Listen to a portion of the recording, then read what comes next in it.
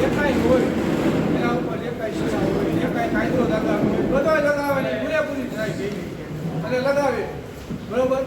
અને આપણે એને સપોર્ટ દેવાનો જ છે કાયમી માટે. અને એ આપણા ધ્યાન આપે છે પૂરેપૂરું. આપણને જે હેરાન કરતી ન હોય આપણને પૂરેપૂરું ધ્યાન આપે છે અને આપણી સાથે જ છે, બરોબર.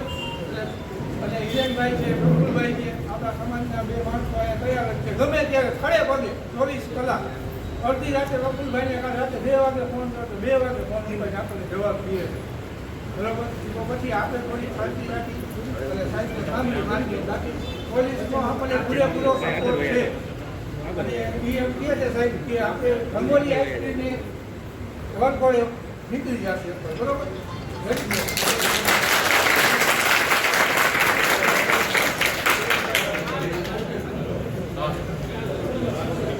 જ્યારથી બનાવ બન્યો ત્યારથી જે લોકો પણ જે વાતો કરે, વિધાનસભા ચાલુ હોય, જીતુભાઈ સોમાણી વાંકાનેરના ધારાસભ્ય 2 વખત ગૃહમંત્રી શ્રી હર્ષભાઈ સંઘવીને મળી અને એસપી સાહેબ ઉપર ફોન કરાવ્યો છે, મૌલિકભાઈ સાથે વાત કરી છે અને પરિવારને સંપૂર્ણપણે મદદની સરકારે ધારાસભ્ય તરીકે માધ્યમ બની અને એમને મદદ કરી છે અને સરકારે ખાતરી આપી છે. બીજી વાત, કાંતિભાઈ આ હોસ્પિટલને બિછાને હતા તો કાંતિભાઈ અમૃતિએ મંત્રીશ્રીએ મૌલિકભાઈ સાથે વાત કરી કે તમારે મૌલિકભાઈ ચિંતા નથી કરી, હું તમારી સાથે. અમે જ્યારથી હતા ત્યારથી લઈને આજ સુધી એસપી સાહેબે ઓછામાં ઓછી 5 થી 6 વખત ફોન કરીને, સામેથી ફોન કરીને તમે આટલું કર્યું છે, પોલીસ તપાસ આ દિશામાં આગળ વધી રહી છે અને તમારે શું હવે તમારી સમાજની શું લાગણીઓ છે, જે કંઈ લાગણી પરિવારની હતી એ આપણે પોલીસ સુધી અને સરકાર સુધી પહોંચાડી છે. આપણને એવું છે કે સરકારે જે કીધું છે, આપણને પરિવારની લાગણી છે, આપણી સમાજની લાગણી છે, એના કરતાં વિશેષ કડક કાર્યવાહી સરકાર કરીને બતાડશે એવી ખાતરી આપી છે. અને આ છે એ જ ખાતરીની અહીંયા પુનરોચ્ચાર કરવા આવ્યા છે આપણી પાસે. તમારા પરિવારનો જે દીકરો ગયો છે અમને પણ દુઃખ છે કે આકસ્મિક જે આ બનાવ બની અને જેનો જુવાન જો દીકરો ગુમાવ્યો છે.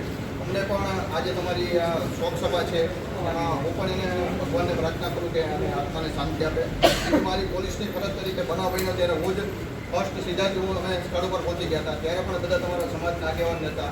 એને તાત્કાલિક એની ફરિયાદ લઈ એને જે એમાં નામ છે એને તાત્કાલિક હસ્તગત કરી, એને લગતા જે મુદ્દામાલ છે એ કબજે કરી, એના જે કાયદાકીય મર્યાદા અને કાયદાકીય જેનો પુરાવા છે એ તમારા સમાજના આગળની વાત કરી લઈ અને આની સાથે જે કંઈ સંકળાયેલા હોય, આની જે કંઈ ગુનાહિત માનસિકતા ધરાવે, આજે પણ અમે આનો આખો જિલ્લાના એક ડીવાયએસપી 7 પીઆઈ અને 15 પોલીસ બધી જગ્યાએ કોમ્બિંગ કરી આવો બનાવ બીજા કોઈ સાથે ન બને એના માટે પણ અને એના આ જે છે એની સાથે ગુનાહિત જે સંકળાયેલા છે એના વિરુદ્ધમાં કડકમાં કડક કાર્યવાહી, પણ આનું માનસિકતાના પરિવાર જે ગુનાહિત છે એની પણ તપાસ કરી અને જે અમે તમારા સમાજના આગેવાનો હતી બધી કાર્યવાહી કરવામાં આવે છે. આજે પણ અમે જે એક આરોપી છે એને લઈ એની રિમાન્ડ લીધા છે, એની પણ તપાસ ચાલુ છે. હજી પણ એની સાથે કોઈ એવા બીજા ગુના જે ક્રાઇમ હશે એ લઈ અને એની ફરિયાદ લઈ અને અમારા પરિવારને ન્યાય મળે છે. તપાસે પણ એ કરી છે કે જુદી જુદી ટીમ બનાવી અને અમે એના નિવેદનો મેળવી જે સાહેબો છે એની લઈ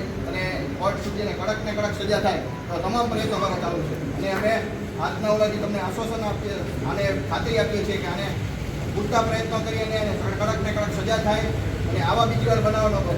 અને તમે બધા બેઠા છો ત્યારે તમને પણ એક મારી રિક્વેસ્ટ કરી કે કંઈ એવું તમને દેખાય કે આવા નંબર પ્લેટ વગરના મોટરસાઇકલ કે કાળા કાચવાળી ગાડી ગુનાહિત પ્રવૃત્તિ હોય તો પણ તમે 112 અમારી છે એમાં ફોન કરો. અમારી ટીમ બધે કાર્યરત જ હોય છે. આજે બનાવ બની ગયો એ બાબતે મને પણ ખુદ દુઃખ થાય છે કે આવો બનાવ બની ગયો. એના પરિવારને આજે હું આવી અને સાંત્વના આપું છું અને ખાતરી આપું છું કે આની કડક ને કડક સજા થાય એ તપાસ થશે.